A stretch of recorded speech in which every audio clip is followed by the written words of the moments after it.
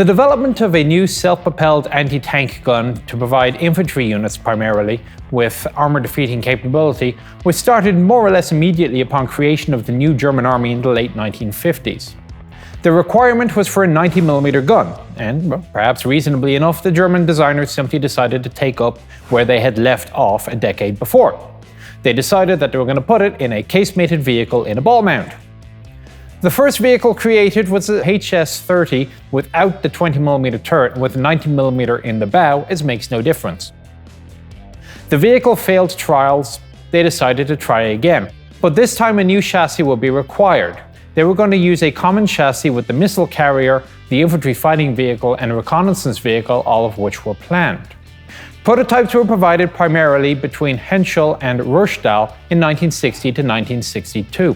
Henschel submitted the HK-3/1, Ruhrstahl the RU-332. The two look very, very similar. You got to look at the running gear. The Henschel vehicle has 6 road wheel pairs per side, the Ruhrstahl only 5. Each manufacturer submitted a total of 6 vehicles in 2 batches of 3 between 1962 and 1965. Eventually, the Ruhrstahl vehicle was selected as the winner. At this point, the company had been bought out. It was now part of Rheinstahl Hanomag. The vehicle became known as a Kanonenjagdpanzer, and there was one export customer, Belgium, where they knew it as the JPK-90. I'm in front of the Kanonenjagdpanzer here in the Panzer Museum in Munster, and I'll go over the differences between the two vehicles as we tour the vehicle. So, let the tour commence.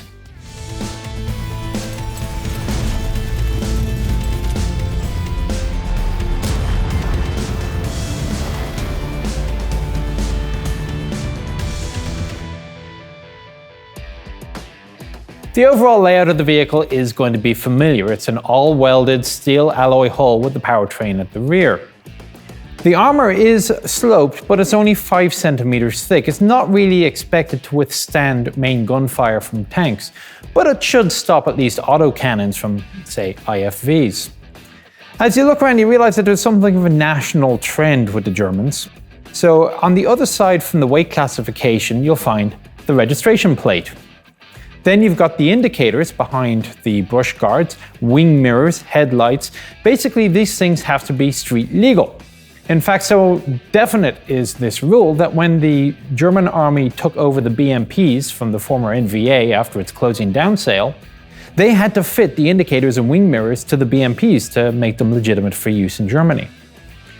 Other features, well, in the mantlet, we've got the little plug for the gunner's primary optic. On the far side, there is a similar plug for the coaxial machine gun. Finally, up top, we have the dismountable active searchlight. With the running gear, we're starting to get into territory with which modern tankers are probably fairly familiar. The idler up front, which granted is not interchangeable with the road wheels, is on a piston and a crank. Except compared to, let's say, the M1, you don't use a grease gun to shove it forward. You do have the retaining ring that you have to unlock, but then it's an old-fashioned screw. Road wheels, 5 pairs per side mounted on torsion bar suspension.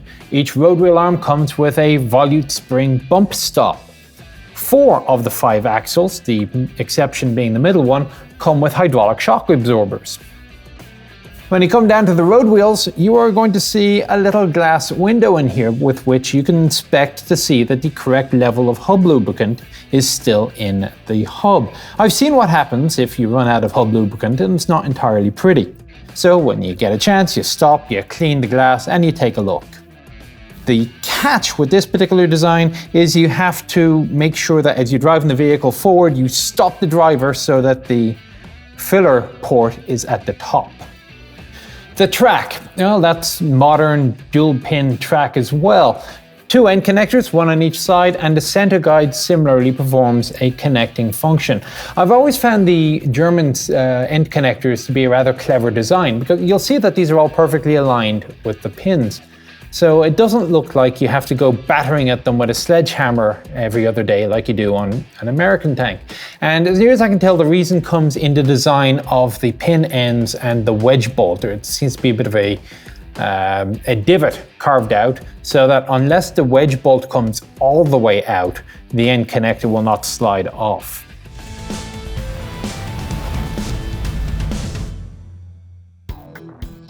Staying with the tracks, another neat feature of the system is that these rubber blocks can be pried up and back, and you can replace them with these metal grousers. And what you'll do is you replace a pad basically every 8 to 10 links, and these work as effectively snow chains to provide traction in icy or snowy conditions. Nice and simple.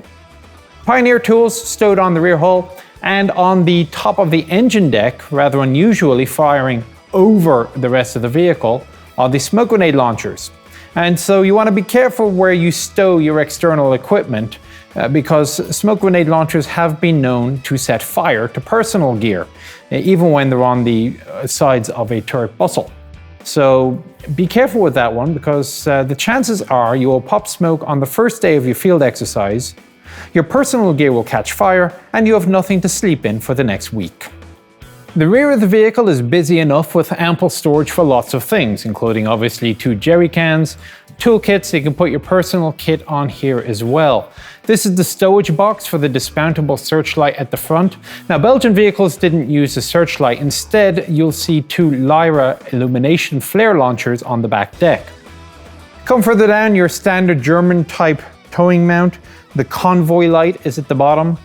A little bit of room for your spare track links, and of course an indicator and brake light on the left. Now remember I said this was developed primarily to work with the infantry units. So sure enough, even though it's not a tank, an infantry telephone is located in the back.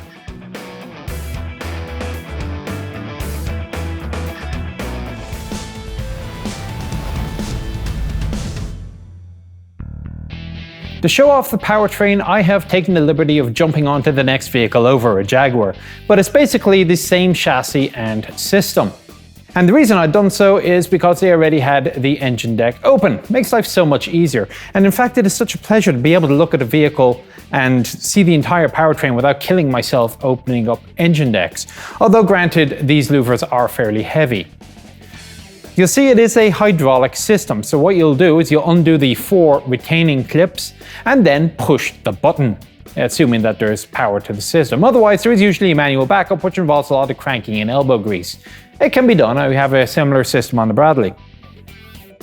With the deck open, we get to see the entire layout. So as you can see, the way the system works, air comes in through the air vent at the front of the engine deck, comes along this duct, down into the engine bay, goes forward into the air filter. It's quickly changeable out. You can see that there are 3 ratchet straps. You unclip them and you can pull it out and clean it and exchange it, whatever. Air continues forward and then back into the large 8-cylinder engine. It is the Daimler-Benz M837, water-cooled and supposedly multi-fuel, although basically it's a diesel. Power then goes aft to the transmission. Now that big hole you see there is simply apparently an expansion port because it plugs into this here, which simply rests in place by gravity. So if there's a lot of pressure, it pops up, air escapes or gas escapes. Cooling system is on the right-hand side, radiator to the rear and the fan to the front. No surprises there. The transmission is by Renk. And unless you had the Belgian system, in which case not only was the transmission by Renk, so was the final drives. In fact, they took the transmission, final drives, suspension units, and tracks from the Marder IFV. They also added 2 hydraulic clutches to allow the vehicle to make high-speed, rapid turns. The fuel system, 2 ports at the back. The tanks are down underneath. You can see the pipes going to them. 470 litres will get the vehicle approximately 400 kilometers on the road. Max speed, 70 kilometers an hour. Well, that's it. I have run out of things to talk about in this episode. So as ever, I will be back for part 2 next time I see you. Take care.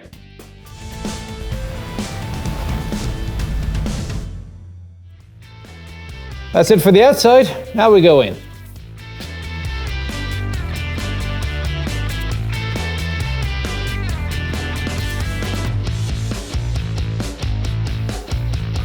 Those kids go by?